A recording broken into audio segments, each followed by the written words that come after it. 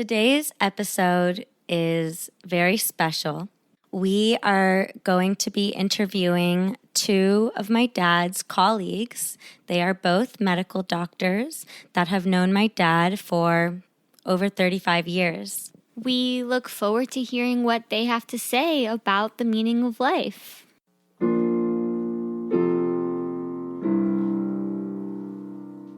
Have you ever thought about your meaning of life?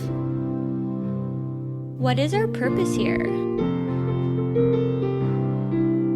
You're listening to CatharSIS, a podcast about the meaning of life, created by two sisters who are in the field of marriage and family therapy. Hello, my name is Michal. And I'm Mayan. This podcast was created in honor of our dad, who was a hematologist-oncologist, a medical doctor who would always ask everyone and anyone, what is the meaning of life? It's a personal yet relatable podcast where we interview people and have discussions about the meaning of life, of course, as well as friendships, relationships, love, nostalgia, how to cope with an existential crisis, and normalizing grief and death.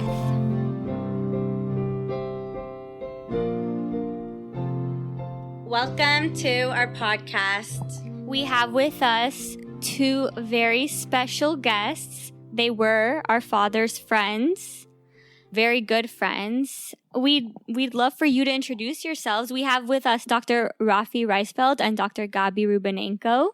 Gabi, do you want to go first? Yeah, he's better looking. You're both better looking. You did first. Well, my name is Gabriel Rubanenko. You can call me Gabi. I'm a medical doctor, orthopedic surgeon. In Los Angeles, private practice. I met Aaron in orthopedic hospital where I was the chief resident, and Aaron was, I believe, a fellow in oncology, doing oncology hematology rotation. So we kind of, as a former Israelis, former Russians, and actually, as I discovered, we were born in the same city of Riga in Latvia. We kind of clicked, and we became very close friends. Sometimes we were, seeing each other more often, sometimes less, but we were always friends, and we shared a lot of things. We talked often about different issues. Aaron was much more philosophical, raising all kind of questions. He was also very critical with regard to medical care because he was very keen on providing the best medical care to the patients without any other considerations. And he was actually also considering all kind of other alternatives and options to provide medical care in his own practice, as well as providing some sort of medical systems as he was thinking would change the medical practice. So unfortunately, it's a great sorrow. I lost a very close friend. We were actually talking a few days prior to that. And that sorrow will stay with me. And I'm getting emotional when I remember about Aaron. Thank you, Dr. Rubanenko, for being so vulnerable with us and telling us a little bit of how you knew our dad, Dr. Aaron Bick. I didn't know that you were born in Riga. That's special. Yeah. That's a special thing to have in common with someone. Yeah, I didn't know that either. And Dr. Reisfeld, do you want to introduce yourself? Okay, you said my name. My name is Rafael Reisfeld. I'm a surgeon. I'm Israeli. I came here after I finished my training in Toronto, Canada. And I met Aaron very early, I think about 35 years ago, so plus minus, maybe a year more, a year less. We met together. I was very impressed by his eloquent language, even though he was not American born, but he controlled the language much better than I did. And at that time, obviously everybody is trying to get a better referral sources, and Aaron was one of them. And I met him, and I was captivated by his different talents, which were developing over the years, not always to the best direction, but I was captivated at that time. And we were working at the beginning on the creation of the Israeli-American Medical Society, which kept us a lot together. And also my wife was a good friend of your mom. So it created a double type of connection. And we were not only connected on the professional level, but also on personal level. As Gabi said, it was way too philosophical for me, way too much. I am as a surgeon, and Gabi, I'm sure, is an orthopedic guy. We see black and white. We don't have any problem. He sees a fracture, it's a fracture. For me, in my field, it's surgical problem, it's a surgical problem. I think we are going to talk about his common question, what is the meaning of life? Yeah, to know our dad is to know the question, what is the meaning of life, which is the core of this podcast. Yeah, well, that brings me to our next question, which is, what was your initial reaction to my dad saying, what's the meaning of life? What was your initial reaction? Well, for me, it was too philosophical. My philosophy is the KISS principle, keep it simple and stupid. Very simple. And when he asked me that question many, many, many times, he said, Aaron, leave me. What I think is be happy with what you have. Don't look to the sides. And every time the question came up, I just avoided answering because it's too complicated. And I'm so far away from philosophy. So I never answered him. I just answered very simply. I don't have any answer to that. And let's go on with other things that were bothering us at the time. Mm-hmm. I have to say that Aaron, with this question, when he asked me probably the same time 35 years ago, when, first time, my first reaction, my first response was like, Rafi, there's really no meaning to life. We just live life. But since it triggered a keen interest, really, what is the meaning of life?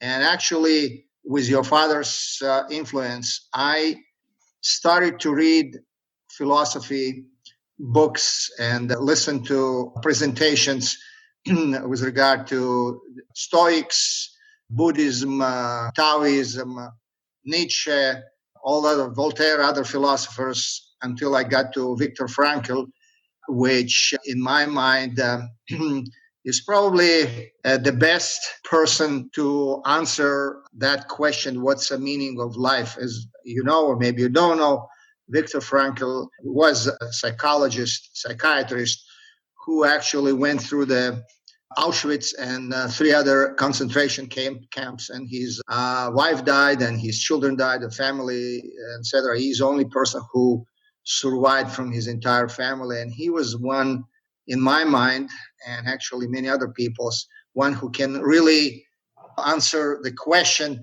based on his realities of life. And so going back to your initial question, initially I was totally oblivious to your dad's question, but based on his influence, I think I kind of went through the learning process. It's not to say that I do know what's the meaning of life, but at least I know what people for 2,500 years talked about the meaning of life, and maybe that helped me to get my own concept about meaning of life. I love that our dad was able to influence you in that way. And I like to tell people who sometimes people answer me like, oh, what's the meaning of life? That's a very big question. So I like to say, well, what's your meaning of life? After all this time that you've spent on earth thus far and everything you've learned with your career in medicine, with your life experiences, your personal life, what can you come up with, or what have you come up with that explains your meaning of life? Well, I want to say that most likely, I don't know percentage, nobody did statistics, but I think most of the people do not actually don't raise that question, what is the meaning of life? Because people busy with their lives and they go through the life and they don't really pay attention. They pay attention to make living, to have fun, to enjoy, have pleasure, and take care of the families, etc. Nobody goes as deep as your dad went for whatever reason. I'm not sure what was his reason, but probably, as Rafi said, he was very philosophical, and that was my observation as well. Yeah. But I think a couple of years ago, when we ran across the same question from his side, not from my side, I told you, Aaron, listen, I mean, I read a lot. A lot of people already answered that question, what's the meaning of life? But he was persistent, saying that everybody has to have his meaning of life understanding. And I'm kind of, after going through the, I don't want to say studies, but at least inquiries about that through the, ancient and the other philosophers and people who talked about it, my kind of take on that, as Viktor Frankl said, the meaning of life is to have meaning of life. That really is a meaning, and for everybody is going to have different meaning of life, because there's no one meaning of life which would respond to everybody's mind. And not everybody has the same life. Everybody has different circumstances. So for different people, but to put it together, my best take from everything I know, including what I learned from your father, the way he acted in life, is to provide the best goodness you can, to make the best you can in your life, to close people and even people you don't know. For some people, it will be to work hard to provide for the family, to provide for yourself, to enjoy what you're doing. The fun and enjoyment, yes, but that, as some people would say, should be a goal. It should be part of as you evolve. To me, people who are looking for fun as having fun, or a pleasure as having pleasure, like as Freud said, that everything which is happening in our life is seeking pleasure. That doesn't work for me. I see it in a little bit different way. But there are different people, it's differently. So again, the most important meaning of life, meaning to find your own meaning and to follow through. Thank you for sharing your wisdom, Gabi.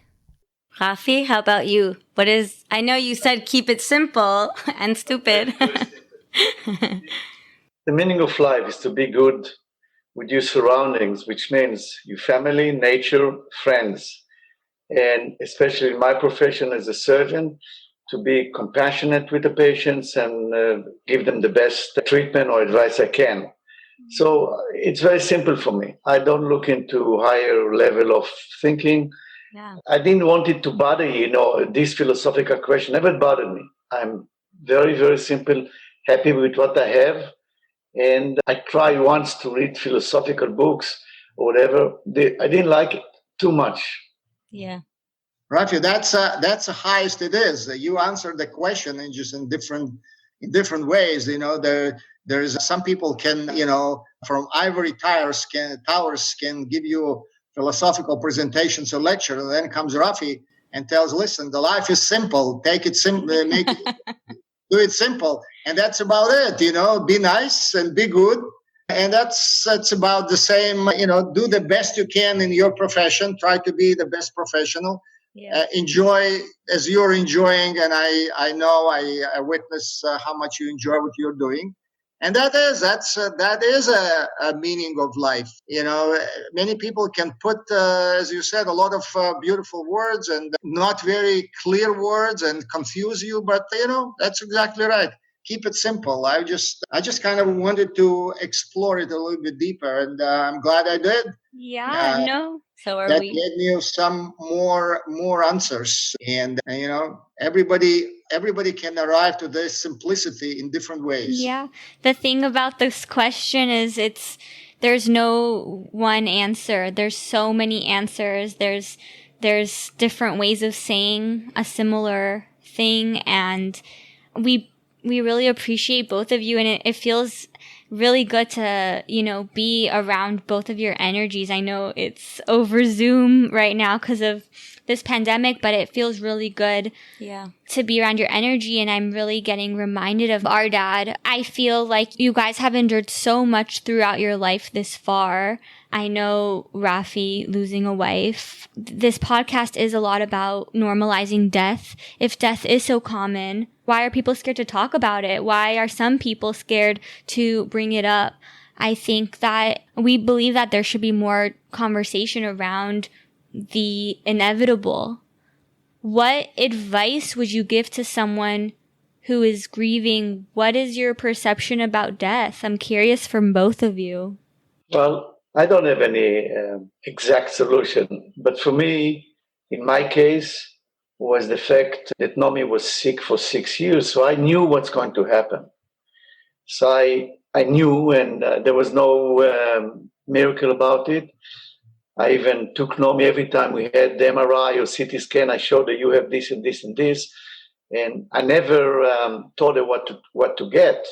I said to her, they're going to tell you that, the oncologist, they're going to tell you this. I'll give you the pro and cons, but you have to make a decision. So, what I can advise people is we have the morning 7, the Shiva, which is the best way. You talk about the person, you laugh about his jokes, about his actions, what have you. We'll explain here that Shiva is a Jewish way to mourn the death of someone. Yeah, you mourn 7 days with family, with friends, and then you're supposed to get back to normal activities. Because the grievance, that's also corresponds with psychological explanation how to deal with grief. There's a stages with a death or with other terrible events. You grieve, the grief period should end, and then you go and reconcile with life. Because 100 people who are alive, 100 people will die. There's nothing. There's no way to escape it.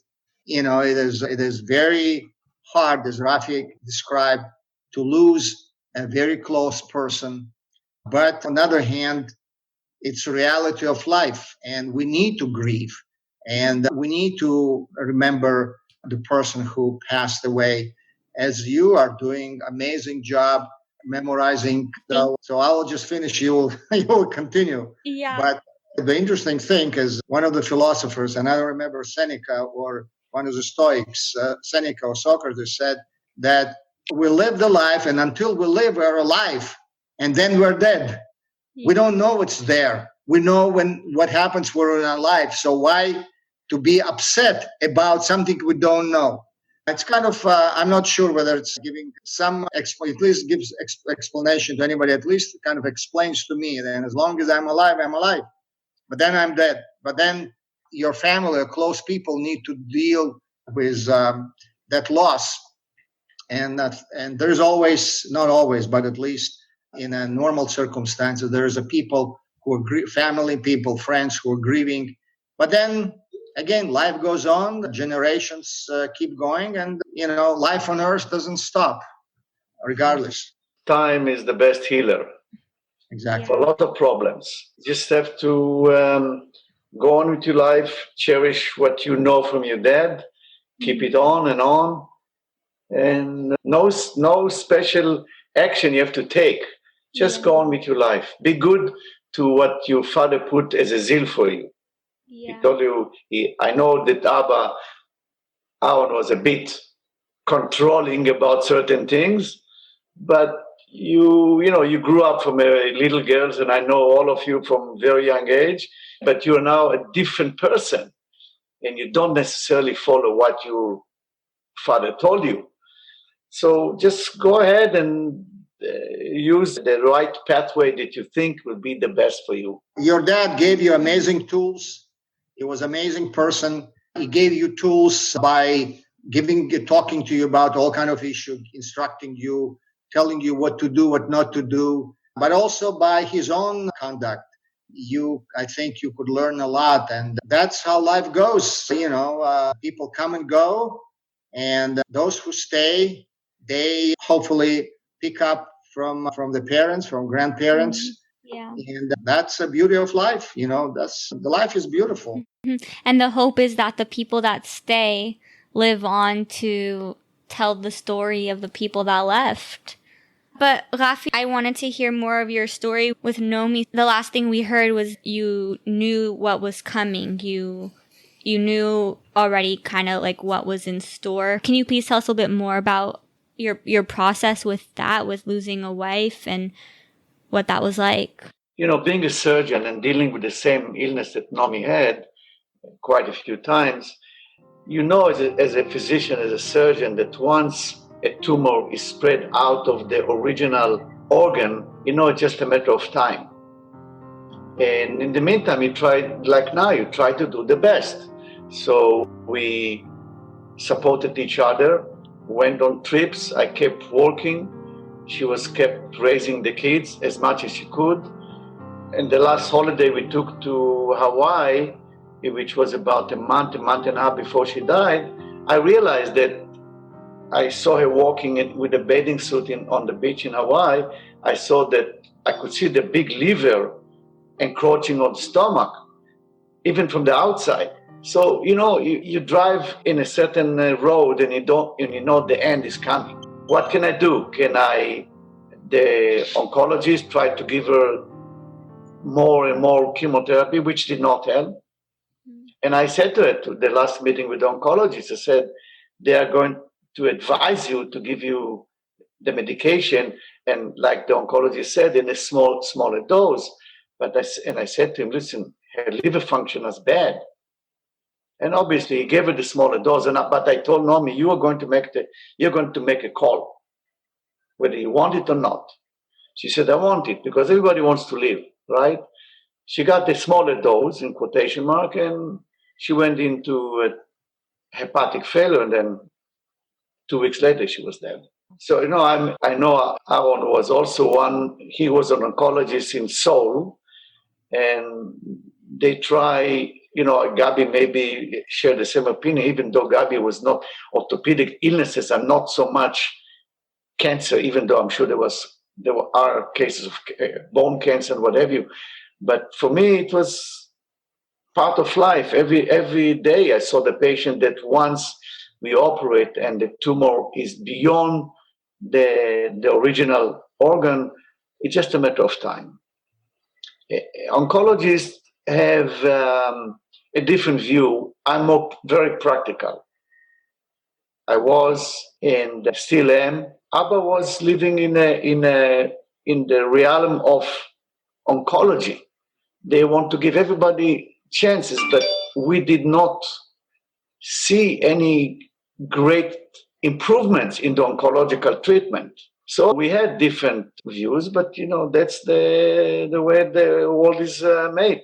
Different views. I have to be a little bit more optimistic. I do think that there is a significant improvement in oncological treatment. I'll just give you one number.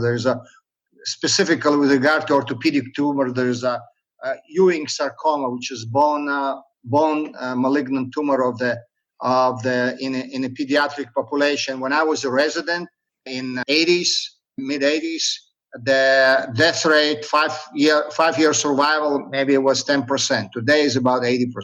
Wow. So there's a significant improvement in, and as I know, correct me if I'm wrong, today breast cancer is curable or close to it, depends on the stage, if you cut it. And there's also, in my time, when I did surgery, the only procedure for breast cancer was radical mastectomy, completely removed. Today, they do lumpectomy, they do all kind of other stuff. So yes, cancer is still, you have to die from something, right? Eventually. So cancer is still a number 2 killer after cardiovascular disease, but people live today much longer. Today in Israel, in the United States, longevity is 78 years. In Israel, 83. In Switzerland, 85. In Japan, 85. So people, if you look 50 years ago or 100 years ago, people lived 40 was an older person. And 50 years ago, people lived, 70 was already old enough. So I think medicine actually doing significant steps to improve cure a lot of diseases, improve in different aspects of medicines, branches of medicine, including oncology. So it's a work in progress. It's work in progress. We will live longer, we'll be healthier, no question about it. We just need to do things certain things we shouldn't do, smoking, drugs and going crazy. Some things we need, keep, reasonable diet, exercise until as long as you can exercise. Today, we know that, for example, high interval exercises is a key, and you can even change genetics with exercises. Making the telomeres longer if you do intensive exercise, even in all genetics. Your mind. So I believe that there's a definitely significant changes in oncological treatment which improve human quality of life and also longevity. But and your father were on forefront of that, and he provided amazing treatment, but not only treatment, he was amazing humanitarian. The people who were dying, he was able to uplift them. He was able to give them a lot of encouragement, at least for that period of time as they lived, because every day counts. So it's a combination of things. And for Rafi and me, our professions are find and fix. For in other professions like oncology, it's more philosophical. Let's put it that way, right? It's find, and then you need to be more psychologist. You need to be on the really cutting edge of available treatment, etc. And the most important thing, in my mind, you need to be optimistic, because optimism in any profession, and particularly in field of oncology, is probably the key. That's what I think. Yeah, I see that a lot. I'm a therapist right now working with cancer patients, with the cancer population. And I am understanding more and more every day what my dad was talking about and why he was thinking about all of these philosophical questions. And even my getting to explore the philosophical questions with the clients that I see that are cancer patients is, and even their caregivers, their loved ones, it's meaningful for me even more so because it's part of the human connection that my dad talked a lot about, touching of the souls. I don't know if I'm sure he shared that with you, touching of the souls, that phrase, and also helps me understand my dad in many ways, in many deeper ways. And that's very special.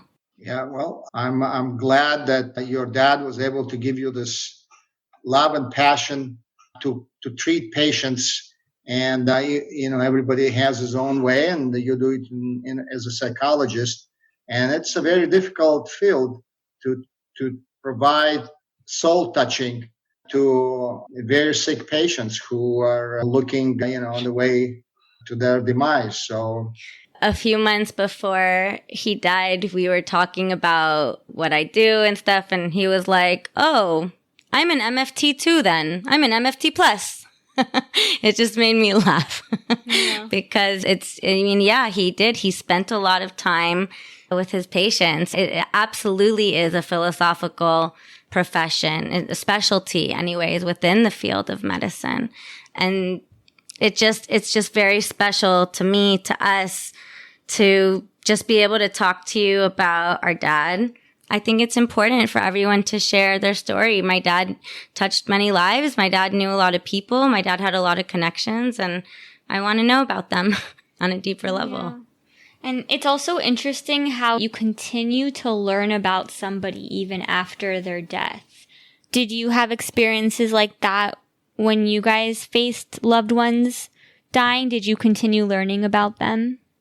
If you didn't know anything until they died, it's very difficult to get after that more knowledge. It's not too many hidden things are coming after somebody dies, unless you hear stories that you don't want to hear. In my mind, it's not like you necessarily learn more unless you discover some hidden stuff which was not disclosed, right? Or some written stuff. But you start to appreciate much more. I mean, when my parents passed away, we lived life, and there was daily activities. I was young, and I was trying to escape my parents' supervision, and I kind of was trying to not necessarily ignore, not pay so much attention to their comments, remarks, etc. But when they passed away and I grew older, to me, my mother, for example, was the biggest philosopher. I mean, she had few phrases, which to me is like, it is what it is. And I thought it's just saying, but no, there's a lot of philosophical meaning to it. It is what it is. And I learned about when I look back on my father, I was able to figure out that he was one of the best people I actually met in my life. He was kind, he was gentle, he was generous, he was helping people, he was really caring about the family. But when you live alongside your parent or your spouse, you kind of don't really sometimes are able to appreciate it to full extent and to see it in full light. But then the person is gone, you kind of collect everything together, put it and start to think that it's the same thing like what you're doing now in a much more explicit way. Then you're trying to really gather everything what other people thought about your father, etc., to get this whole picture about him. Before that, he told you stuff and you were meeting, you had dinners and we were hanging out, etc. But you didn't really I assume, I could be wrong, but just my assumption is that nobody really went so deep into understanding what about your father as you actually are doing now, because you do know that your father was an exceptional person, that he was a special, multi-talented, etc. But now you're kind of putting everything together and really start to appreciate it even in a little bit different light. Yeah. No, thank you for all that feedback. And I'm the youngest of 5 girls, as you know, and, my oldest sister is 18 years older than me. My parents had a whole life. They were 40 when I was born. So I'm even getting to know some stories just by looking at pictures and seeing old pictures and they were in their 20s. And I don't know, I have this kind of FOMO. Fear of missing. FOMO, it's an acronym. It stands for fear of missing out. And it's kind of like I feel this jealousy. I wish I could go back in time and be friends with hang out with them. And hang out with my parents when they were my age. But it's very interesting because this whole experience, also with my studies and all that, examining life, I feel like an individual may live a lot of lives in their one life. We are constantly evolving and changing through our context, through the context of our relationships, through the context of our environment. Even in your life, you guys had a whole life probably in school and then in residency and then as a doctor. While it's the same life, it's also different lives with different people and different relationships. Yeah, it's the same life, just different stages. We go through the stages, from the childhood through school and it's the same life. Hopefully we're evolving. Hopefully we get some wisdom. Some people don't, they never, but some people do. And then you're able to kind of looking back, assess what you did right, what you did wrong, and move forward. Because life is all about experiences. It's all about getting to the crosswalk every day, every week, every month, every year. You go to the crosswalk, you decide right or left and right. It's all about decisions. And your decisions are based on your instincts, based on your knowledge, based on your education, but also based on your experience. And as more experience you accumulate, as you're able to make better decisions for yourself, for your family, people around you. And that's how life goes. Dr. Reisfeld, is there anything you want to add? No. Listen, Gabi said it much better than I could do. Listen, just every day is another day. You try to build a mosaic with a lot of bright spots in that mosaic, and the end result will be a nice picture. So there's not, we make mistakes, we have achievements, but at the same time we don't do everything the best that we could, but you try. At least if you try to do the best you can, as I said before, with regard to your family, with regard to the environment, with regard to everybody around you, and now in your profession, if you just give the hand to those needy ones, then you accomplished, right, Gabi? Yeah, let me say just I don't know, final word, but at least something on what you're saying, kind of to echo. Those who fall do not fail. You fail when you don't get up. You can fall many times, but the most important thing, every time you're down, you should get up, and that's what gives you the success in life. And so, never be discouraged on what you're doing, even if even if it's hard, even there is a difficulties, even you're not succeeding, you just get up and move along. And sometimes you need to change your ways. Sometimes you need to kind of reshuffle your plans and think that, okay, I did this way and that didn't work out. It's not like I'm not going to do anything else. I'll just move along and continue my dad's legacy because that's what he did. Correct.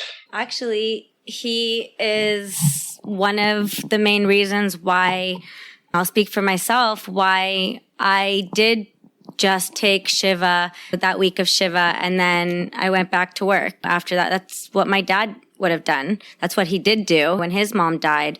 My dad modeled for me how to grieve and how to channel that grief through being of service. And that is so important, I think, not to get stuck, to go through the stages of grief, but not to let it mess up with your daily functioning, you know?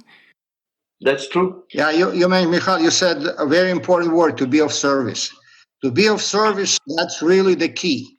Whatever you do, you have to be of service to yourself, to your family, to your community, to people around you, people who depend on you, and even people you don't know. And that is really probably the key to understanding of importance of life. What's life is all about. I think to be of service, that is really encapsulates everything I think we talked about today. Absolutely. For our last question, we're curious, what brings you comfort? How do you cope in times of uncertainty? The little or big things. Is there words you tell yourself? Is it going on a walk? How do you guys cope with times of uncertainty? Keep yourself busy with the things you do, and you do the best. It will, if you do what you do in a good way, you don't think so much about the past. You don't think about those who disappeared from our life. Keep busy. Be busy in doing good things. Simple. Yeah, that's true. But I would add that uncertainty, first of all, you need to start to be certain. It means that you need to, in your mind, dissect anything and be very rational, not to be emotional. And it's very hard. But once you put your rationale into uncertainty and kind of dissect things, what is right, what is wrong, left, right, you will figure out what's the right way to do. And try to keep it cool. Everybody has his diversion, and how you as a therapist, you probably know better. You have some diversion methods, some exercise, some read books, some sing, some eat, some, I exercise, I exercise regardless, so I exercise more. And to me, I try to be in the moments of uncertainty to try to be as rational as I can.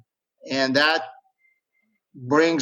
can bring me to the moment that I start to understand in a little bit the picture a little bit more clear than confused, and that kind of makes it easier.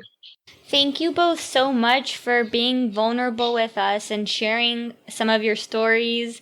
Each of you brought so much wisdom to the table. And even you, Rafi, keep it simple. That's also wisdom. And Gabi, I love your references to Freud and Frankl. I find comfort in philosophical words like this, and it helps me cope with existential crisis. Let me tell you one very important thing which I forgot from Stoics, but it's not only Stoics, it's also from many others, including Nietzsche and Buddhism. It's most of the things which happen in life do not depend on us. What depends on us, how do we respond?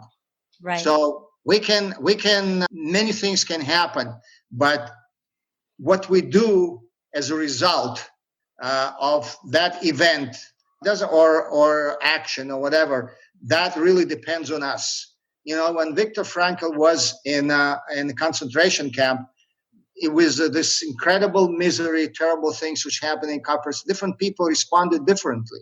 And what he said, you always have a freedom. You always have a freedom of your decision. Even to take a death for your ideals is a freedom of your decision.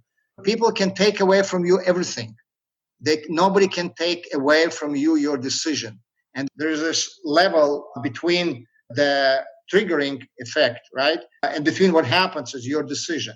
So it's always up to you. And remember, whatever happens in life, how you respond really makes a difference, because you have no control of many things, or most of the things actually. Only thing you have control is how you act upon it. Actually, that book, Man's Search for Meaning, I read it, my auntie and I both read it in college, but that book is recommended a lot at the cancer center that I work at. It's highly recommended for that exact reason, that you have the choice in how you respond. That is what you control. That was not his original idea. I mean, there was 2,000 years prior to that, but yeah, he developed it in his logotherapy and everything else. But as I said, to me, he's an ultimate authority. Why? Because he was not just sitting in his room and kind of developing. Right. He applied it. That came from what he went through. Right. Concentration camp evils and terrible personal losses, etc. So he is, in my mind, really the ultimate authority on that. Yeah, agreed. Is there anything else that you felt you wanted to say on this show today? Well, I think we discussed so many things, and I personally want to thank you really for keeping your dad's legacy and keeping him in your hearts and obviously thoughts, etc., and bringing us to the table to talk about it, because he was very, very close friend. That's talking about when you lose a person. I didn't even know how close he was. I even didn't know how much he's affected me. And I get very emotional when I remember your dad. And I don't get emotional remembering many other people. But he kind of apparently was very close to my soul. That means so much to us. Thank you for sharing that with us. Thank you guys so much for being here. You both have different perspectives and both very interesting and fascinating. So thank you so much. Wow, how special it was to hear our dad's friends and, his generation talking about mental health and the meaning of life. And I love hearing everyone's different perspective. Yeah, I agree. It's really interesting to hear how some people in our dad's generation cope with uncertainty and come to understand the meaning of life.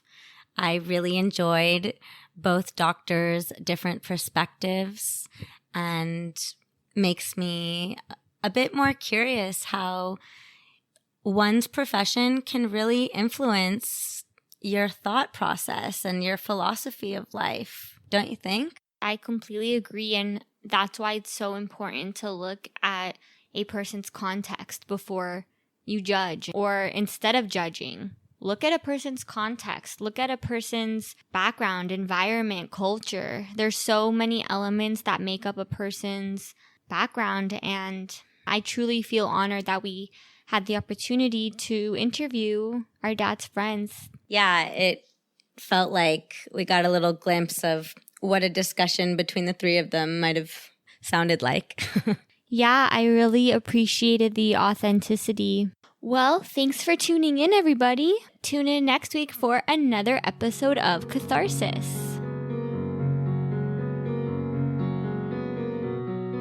In a world where I'm a drop in the ocean, an Israeli, American, whatever, in France, to be completely happy and satisfied in my environment only is one friend. 2 friends, it's a luxury. Okay, the ultimate friend is the one you open up your soul to, the one you share with, the one who actually gives you the full reaffirmation that you thirst for. Okay, we all do that. Okay, we all have the thirst for reaffirmation.